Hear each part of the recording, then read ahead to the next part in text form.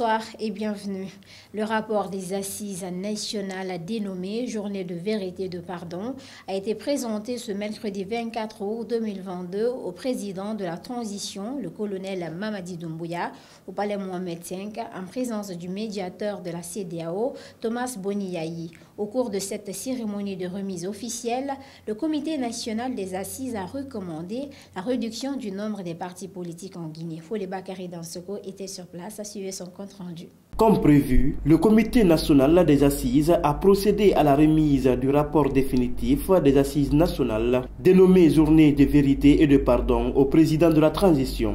Le président du CNRD, dans son discours, a rassuré l'opinion nationale et internationale sur le respect des engagements pris lors des assises nationales. En proposant la fin des assises pour le 29 avril 2022, nous avions alors sous-estimé la capacité et la volonté de nos compatriotes de s'écouter, de se parler, de se dire les choses qui font mal et de s'engager résolument ensemble dans la voie de la vérité et du pardon.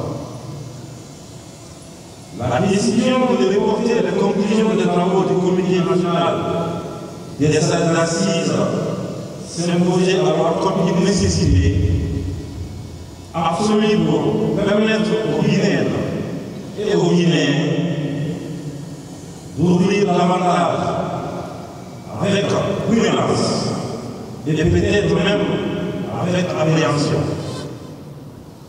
le livre d'un passé douloureux et de penser les profondeurs et de blessures.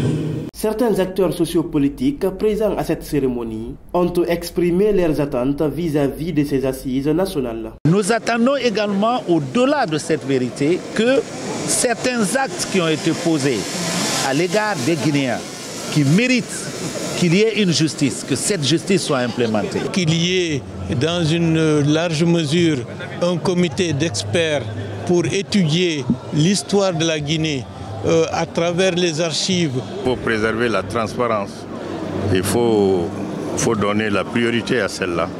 C'est celle-là où les gens pourront se manifester librement. Le souci d'entendre leurs revendications, le souci d'entendre leurs propositions et d'apaiser la situation dans notre pays. La commission dirigée par l'archevêque de Conakry, Vincent Koulibaly, a produit un rapport comportant 45 recommandations, dont en voici quelques-unes. Régulariser la situation des personnes mises à la retraite par la fonction publique et par l'armée. Accorder un moratoire au divertissement pendant la période hivernale. Rembourser l'avance payée par les femmes et les jeunes dans les programmes MUFA et MC2 pour les cas justifiés. Certaines recommandations inscrites dans le rapport suggèrent aussi que des démarches soient menées en Guinée et à l'étranger pour l'obtention de la déclassification des archives portant sur le pays, afin d'entamer un travail mémorial qui sera piloté par un comité scientifique qui aura pour mission d'écrire l'histoire générale de la Guinée. Voilà qui met fin à cette édition d'informations à tous. Merci de l'avoir suivi. Les infos continuent sur nos différentes plateformes de communication digitale. Facebook, Instagram, Twitter, LinkedIn et YouTube. Bonsoir.